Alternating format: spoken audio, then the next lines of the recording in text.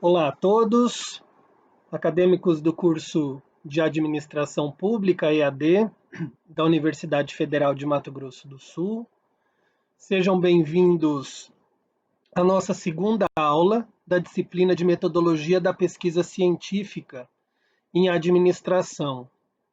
Acredito que a partir de agora nós começamos a focar naquele que é o maior objetivo da disciplina, que é permitir com que vocês construam um trabalho científico, não é?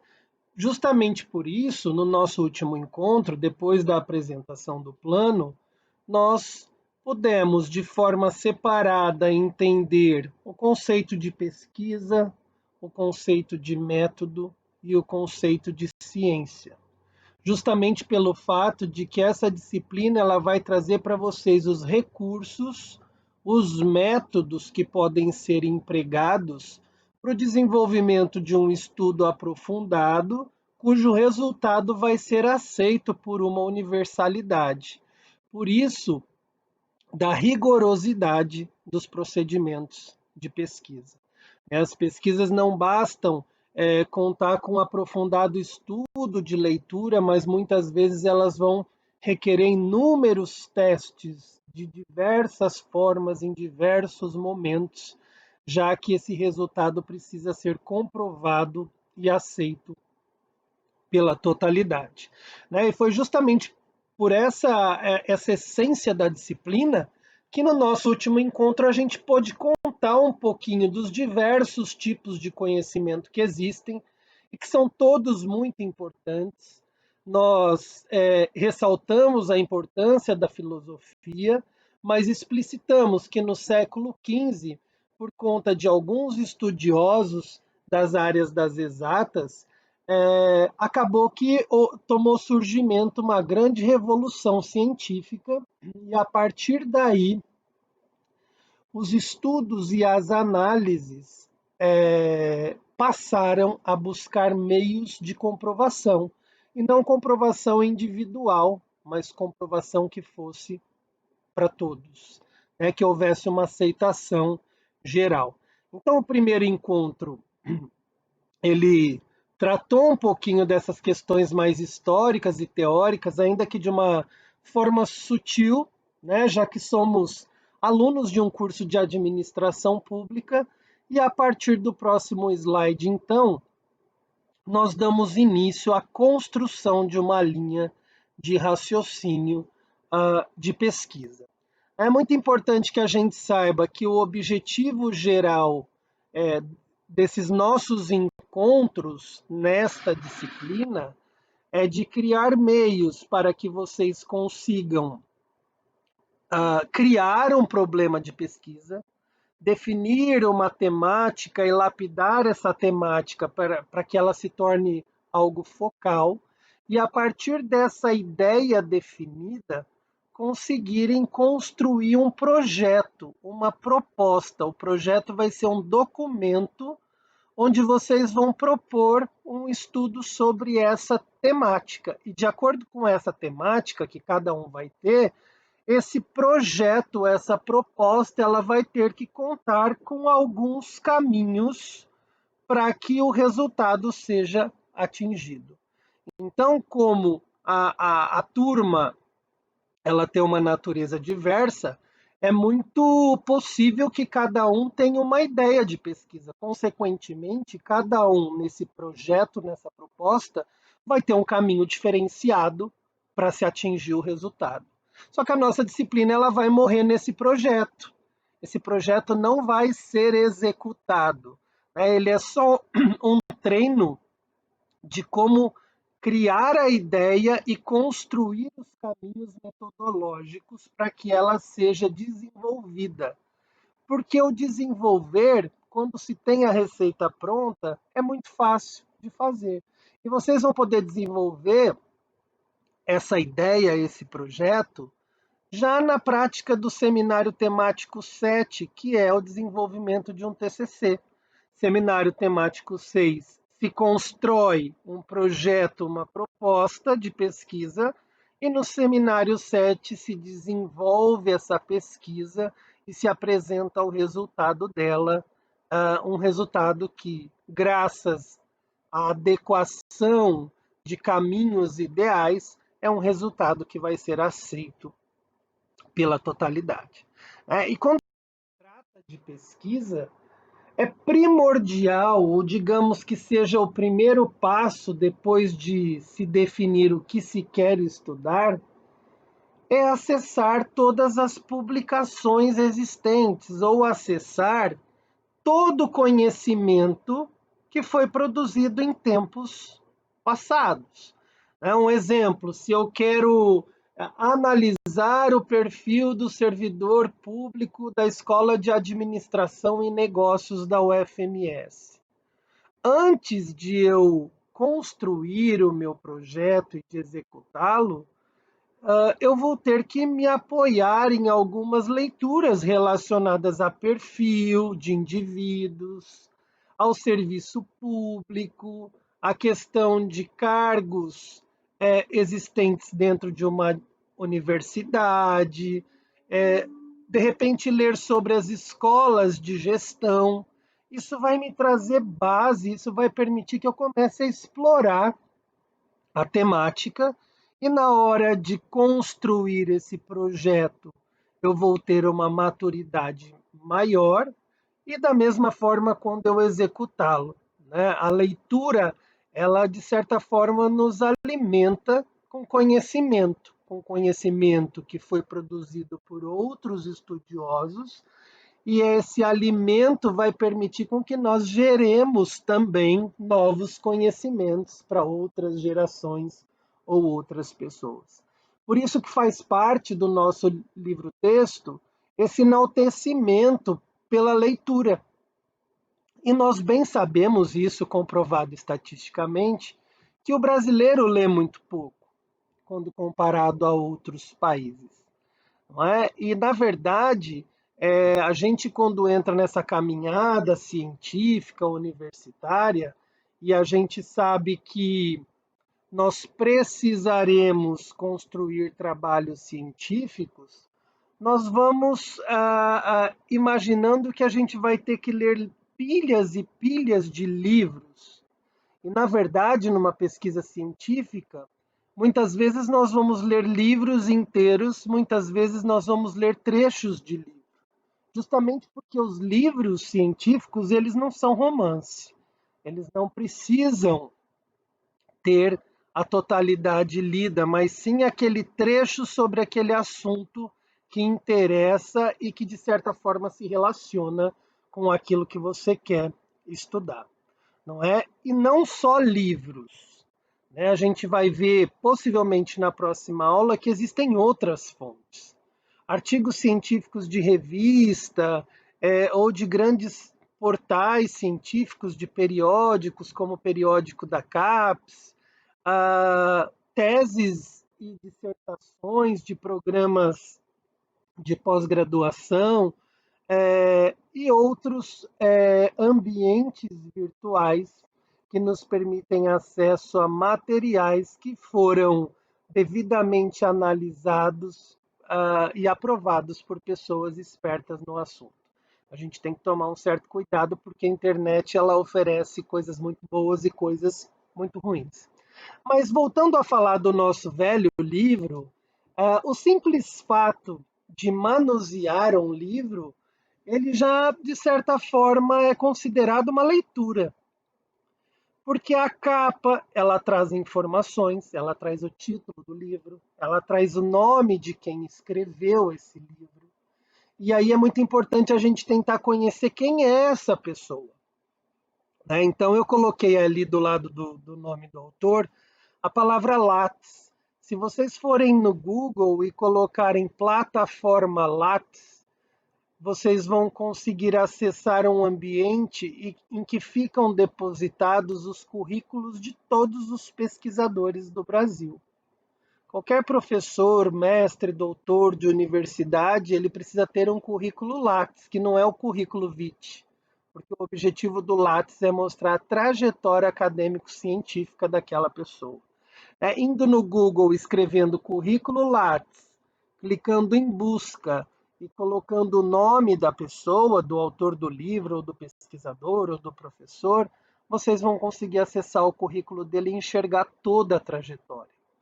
Onde trabalha, quantos projetos de pesquisa, extensão, ensino, quantos artigos escreveu, quantos capítulos de livro, quantos trabalhos orientou, quantos trabalhos ele foi banca. Isso, de certa forma, demonstra se o autor daquele livro ou daquele trabalho é uma pessoa séria ou não. E na parte estrutural ainda do livro, a gente vai ver que as capas geralmente possuem orelhas e essas orelhas trazem um script, um resumo do livro. Geralmente, na segunda, terceira folha do livro, no verso, tem um quadrado chamado ficha catalográfica, que traz os dados daquele livro, nome do autor, nome da editora, cidade, edição, que são dados que a gente precisa na metodologia científica. É muito importante a gente analisar o sumário daquele livro para ver quantos capítulos tem, quais os temas desses capítulos, até para definir qual deles vai nos servir ou não. Em especial, a referência, a bibliografia usada por aquele autor para escrever o livro. No final do livro, nós temos a lista de referências, a lista de todos os livros que foram lidos pelo autor do livro para escrever aquele livro. Isso já vai nos abrindo portas para que a gente possa buscar outras leituras. Então, o ler é um processo inerente à pesquisa, ao processo de pesquisa. Talvez, depois de eu definir meu problema de pesquisa, o ler é o passo seguinte. Me apropriar do conhecimento sobre aquela temática. Afinal de contas, como humanos, nós não sabemos sobre tudo, correto? E aí, no que tange a leitura, é muito importante que vocês busquem um local ideal. Cada pessoa tem uma personalidade e muitos precisam de um silêncio, muitos precisam do conforto, muitos precisam de música ao fundo. Busquem descobrir qual é o ambiente propício para vocês lerem. E deixem de ter uma leitura que os leve à fuga, mas uma leitura que seja informativa, cultural, que traga conhecimento, que traga questionamento, que traga capacidade de reflexão. É muito importante a gente buscar a apropriação desses conhecimentos por meio da leitura, porque num processo de pesquisa não basta eu dizer que eu vi determinada questão. Eu preciso ter conhecimento do porquê das coisas serem como são e ainda utilizar métodos para conseguir provar para os outros que aquela minha ideia é uma ideia comprovada, uma ideia certeira, digamos. Aqui eu apresento para vocês, né, a cara, digamos assim, da plataforma Lattes, indicando onde vocês vão buscar o currículo e escrever nessa segunda imagem o nome da pessoa. Se ela for doutora, você já vai clicar em doutor e buscar. Se você não souber a formação dela, não clique em doutor, clique no quadradinho ao lado, que vai dizer respeito aí aos outros níveis de formação possíveis. É muito interessante entrar no currículo Lattes. E eu convido vocês a entrarem no Lattes dos seus professores. Né? Todos os professores da escola de administração e negócios, ou todos os professores da Universidade Federal de Mato Grosso do Sul, são pesquisadores sobre tudo. E são pessoas de alto gabarito. E eu acho bastante interessante esse contato à trajetória acadêmica desses docentes, para que vocês consigam aí, inclusive, enxergar quais são as pesquisas que vêm sendo desenvolvidas. Falamos de que o manusear do livro é uma forma de leitura, de certa forma indireta, e eu mencionei a capa, eu mencionei a orelha do livro, eu mencionei a ficha catalográfica, que geralmente está na segunda, terceira folha do livro, no verso, Eu indiquei o sumário, ficha catalográfica e sumário estão sempre muito próximos nos livros. E as referências bibliográficas, as referências finais, que o autor, ao final do livro dele, coloca todos aqueles materiais que ele precisou ler para escrever o livro. E isso é uma forma interessantíssima de permitir que a gente acesse aos caminhos que ele se utilizou para a escrita daquele livro. E da mesma forma, num trabalho de conclusão de curso de vocês, vocês vão precisar colocar capa, vocês vão precisar colocar sumário, vocês vão desenvolver o trabalho e lá no final as referências. Então, essa é uma primeira leitura que a gente faz no manusear do livro, desse objeto. E depois, escolhendo aquilo que nos interessa, nós vamos desenvolver técnicas para que essa leitura seja proveitosa.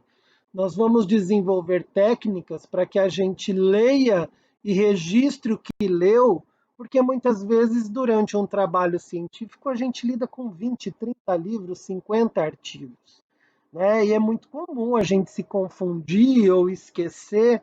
Então, existem técnicas que nós vamos aprender, inclusive vão ser dois dos trabalhos que vão valer a nota da P1, que vai permitir esse exercício, essa prática de registrar conteúdos que foram lidos. Essa organização no processo de pesquisa é essencial. Outra questão, depois desse manuseio do livro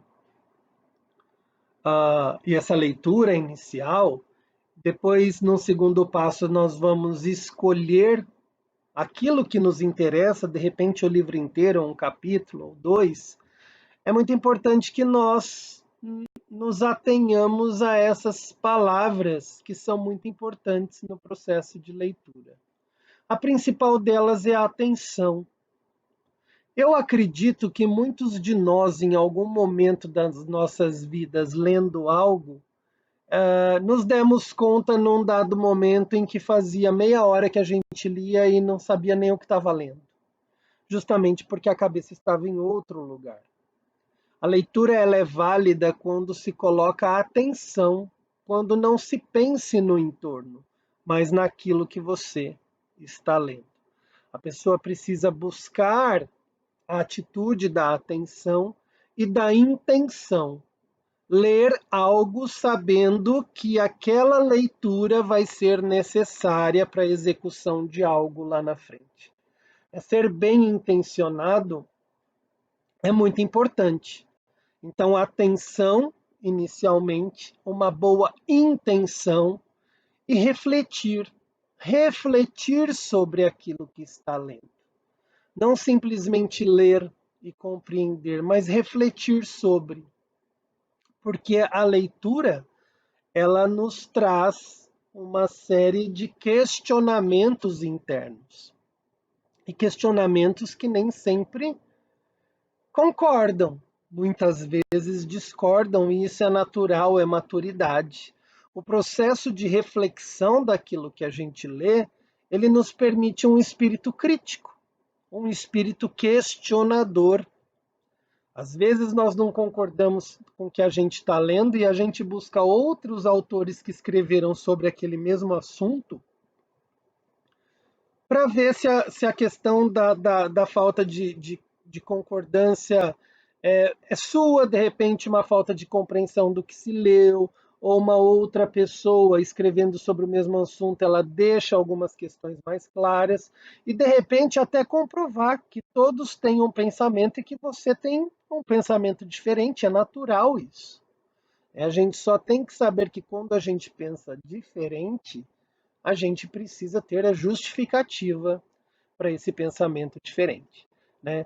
Espírito crítico é algo saudável. Espírito de crítica, de questionar tudo, mas ao mesmo tempo não justificar o seu posicionamento é muito ruim. Mas ser crítico é positivo.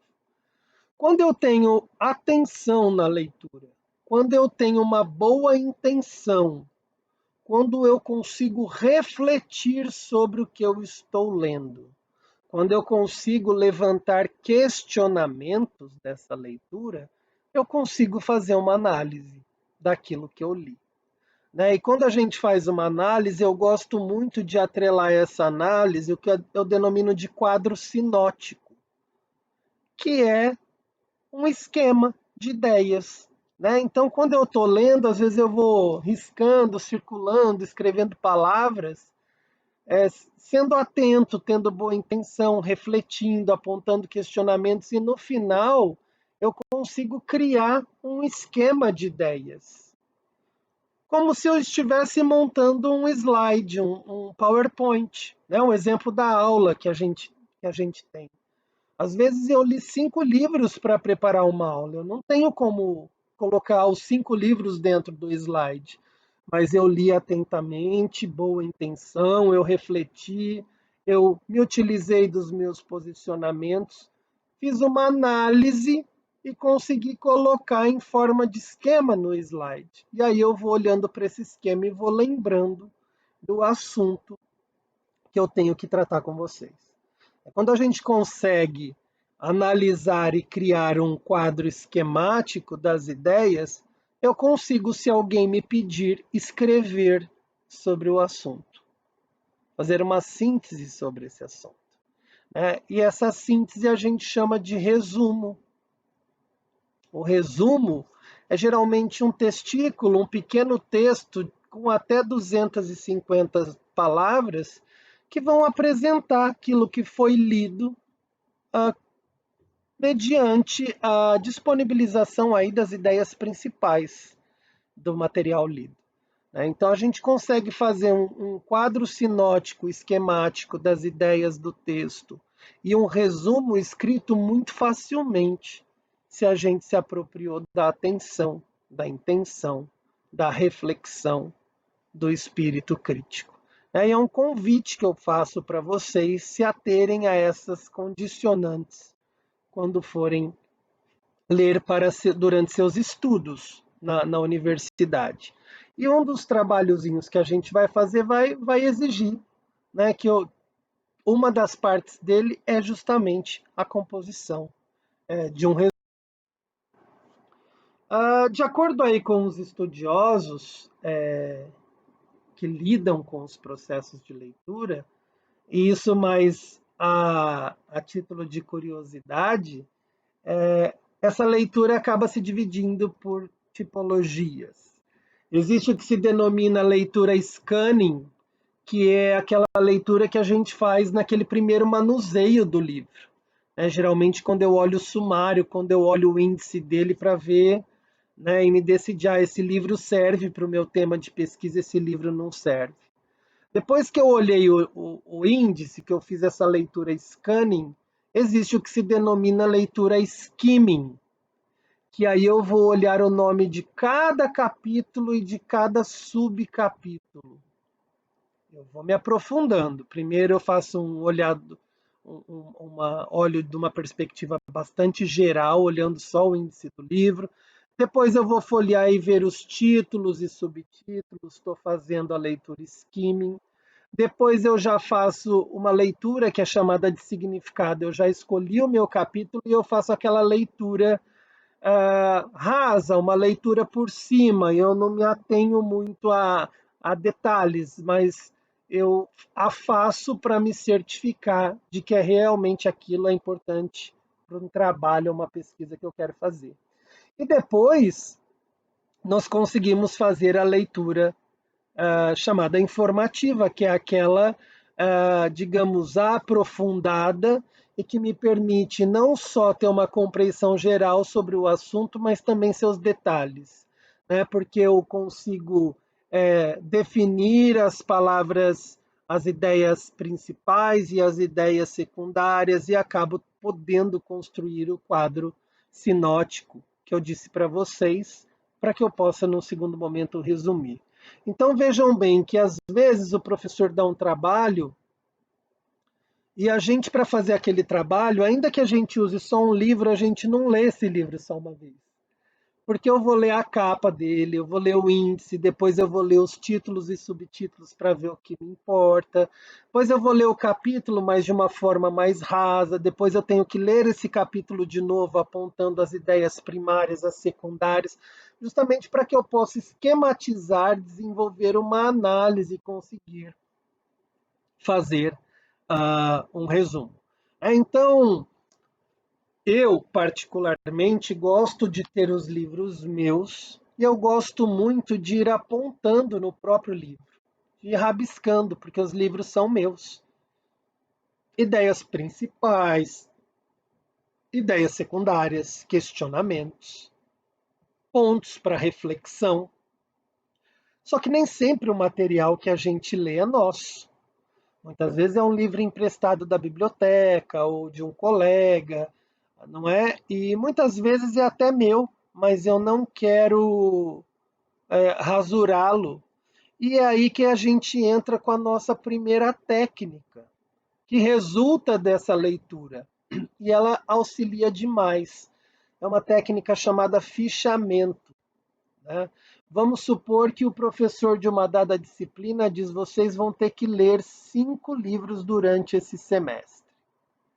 E aí você começa a ler o livro, você vai fichando, você vai apontando as questões principais daquele livro num arquivo de Word ou antigamente era numa ficha, e depois que lê o livro você volta ele para a biblioteca. Mas se um dia você precisar, você tem essas fichas para recorrer rapidamente e se relembrar que tal livro, de tal autor, que diz tal assunto, com tal resumo, é um livro que pode servir para você. E aí você vai na biblioteca e pega esse livro de novo.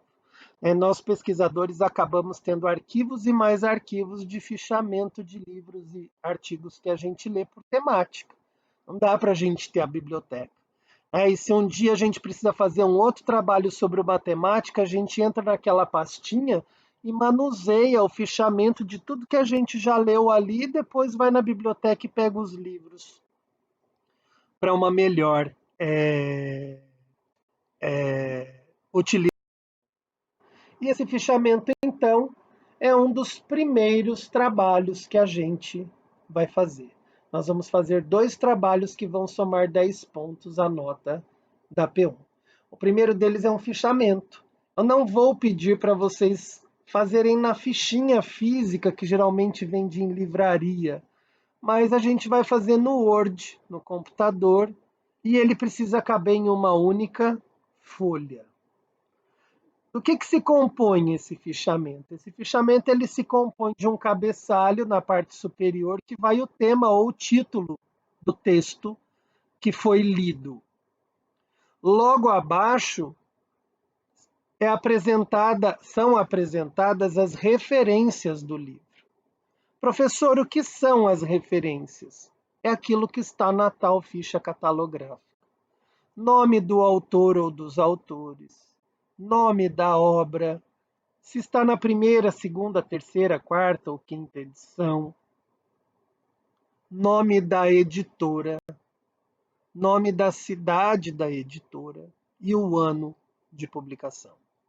Então, obrigatoriamente, um fichamento precisa do título do livro, dessa referência, justamente para que, se no futuro eu precise acesso àquela ficha e queira ler aquele livro de novo, eu já tenho os dados para procurar na biblioteca. Como terceiro tópico, esse resumo, esse texto com as ideias principais daquilo que foi lido em até 250 palavras. Veja que eu posso fazer um fichamento de um livro inteiro, ele vai ter que caber numa folha. Ou eu posso fazer um fichamento por capítulo, cada capítulo um fichamento. Nome do título do livro, ou nome do capítulo que se está fichando, as referências do livro, o resumo sobre aquilo que foi lido, e depois os 3 próximos passos, eles são opcionais, mas que eu acho bastante interessante e que no trabalho eu quero que vocês façam. O quarto item é para se escrever uma crítica, sobre aquilo que leu, concorda, não concorda, por quê? O quinto item, ideias que de repente possam surgir a partir daquilo que leu. Pode ser que vocês, em uma dada leitura, surja uma ideia para uma pesquisa no futuro. E a parte final do fichamento é a transcrição de citação ou de citações. É você copiar do livro alguns trechos que o autor escreveu que te chamaram a atenção. Obviamente que para fazer essas transcrições de citação, a gente usa a norma da ABNT, para saber se vem entre aspas ou se não vem, se vem recuado, mas eu não vou exigir isso nesse trabalho. Por que eu não vou exigir? Porque faz parte da disciplina eu ensinar essas normas e eu só vou ensinar mais para frente. Então não tenho por que eu cobrar de vocês. O trabalhozinho de vocês ele vai ter essa cara aqui que eu estou apresentando para vocês.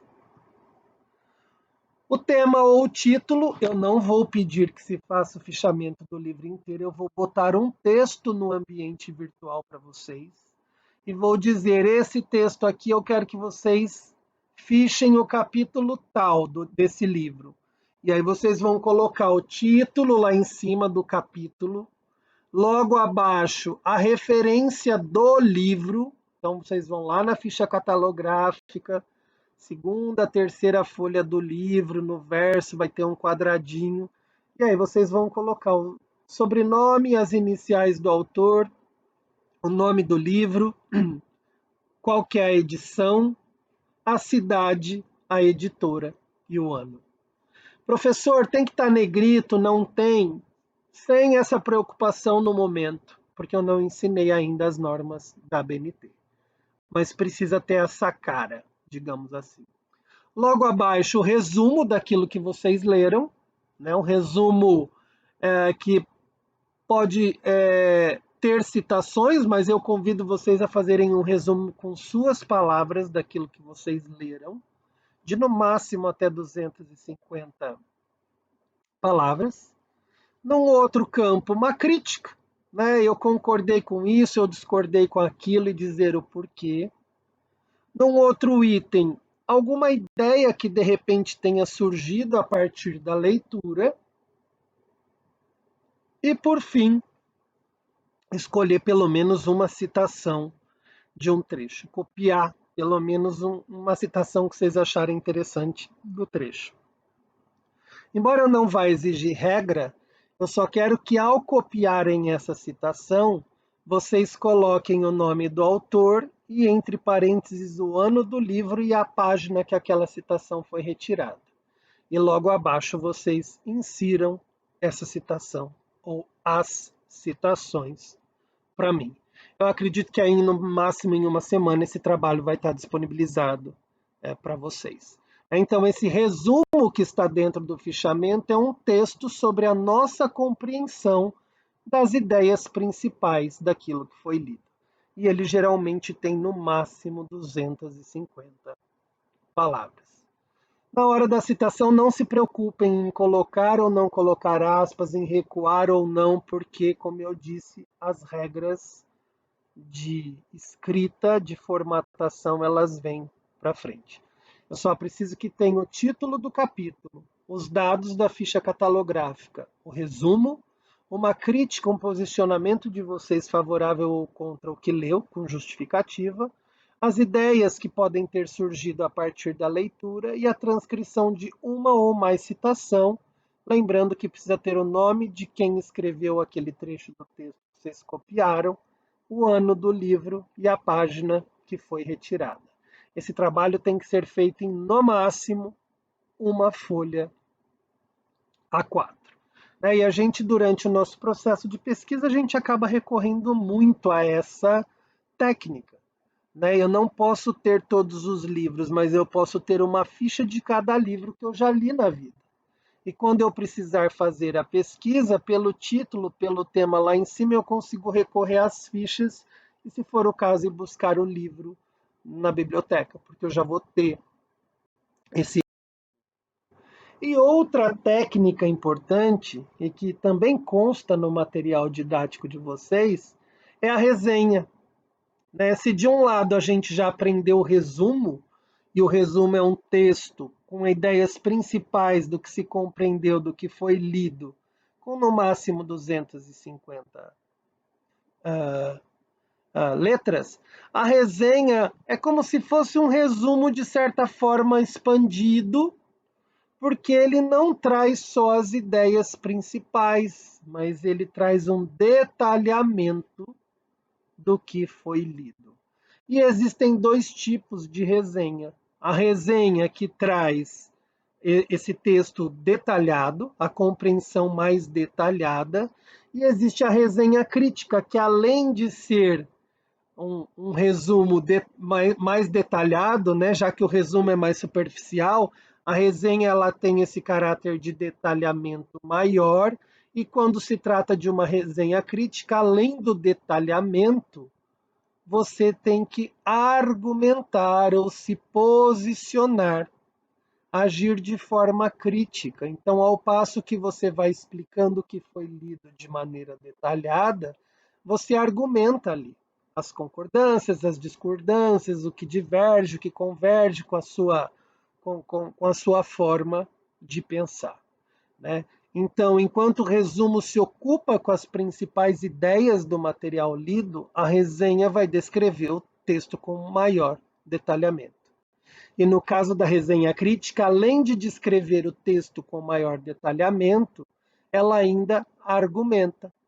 O autor se posiciona criticamente. Existe, tanto no resumo quanto na resenha, a necessidade de uma linguagem formal, um português correto. Há de se ter um senso estético, porque não é momento ainda de se exigir formatação, de tamanho de margem, parágrafo. E a resenha ela tem uma proporção maior que o resumo, enquanto o resumo que está dentro do fichamento, na maioria das vezes, ele tem esse tamanho de 250 palavras, uma resenha, dependendo se for uma resenha de um livro, ela pode ter 3 laudas, 5 laudas, não é?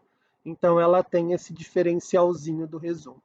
E nós teremos dois trabalhos, um texto para fazer o fichamento, e dentro desse fichamento existe um resumo, e um outro texto em que vocês vão fazer uma resenha crítica. Vocês vão apresentar em forma de redação o que foi lido, com maior detalhamento, e vão se posicionar, argumentar, criticar de forma correta, questionar, refletir sobre. A resenha crítica ou opinativa, e a palavra crítica ali saiu com um errozinho, ela permite isso. Eu apresento o que eu li de forma detalhada, mas eu reflito sobre aquilo, eu me posiciono, eu concordo ou discordo, ou eu levanto questionamento. Então eu penso que muito em breve essas duas tarefas vão estar lançadas no AVA, junto com seus respectivos textos e com o prazo, porque elas valerão como a nota oficial 1 da nossa disciplina. E a nota oficial 2 vai ser a construção de um projetinho de pesquisa, que penso eu que mais em 2, 3 aulas a gente já comece a trabalhar nele, e a partir do momento em que se começar a trabalhar ele, eu vou criar uma forma de trabalhar com vocês de forma orientativa, né? A nossa disciplina, enquanto vocês fazem e constroem a prática, a gente vai criando momentos para que eu possa orientar cada um de vocês. Eu agradeço a atenção nessa nossa aula e espero estar sendo claro, ajudando vocês de alguma forma. E peço atenção a partir do nosso próximo encontro, porque realmente a gente vai começar a aprender a criar o problema de pesquisa e, a partir da análise desse problema de pesquisa, definir quais são as características dessa pesquisa que a gente vai fazer. É uma pesquisa qualitativa, quantitativa? É uma pesquisa básica ou é uma pesquisa aplicada? É um estudo exploratório, experimental, descritivo? Vai me exigir pesquisa bibliográfica, pesquisa de campo, pesquisa de laboratório, pesquisa documental? Tudo isso diz respeito à receita que cada problema de pesquisa vai pescar, não é? Dependendo do problema de pesquisa, eu vou escolher dentre tudo isso que eu falei o que cabe para o meu problema de pesquisa e vou expor isso no projeto, né? Isso diz respeito ao caminho escolhido por mim para seguir, para conseguir um resultado que seja certeiro. E por isso, então, que essa escolha precisa ser muito madura, para que a gente não escolha as ferramentas erradas e não consiga apresentar os resultados esperados. Obrigado pela atenção e espero encontrá-los no nosso próximo encontro. Até breve!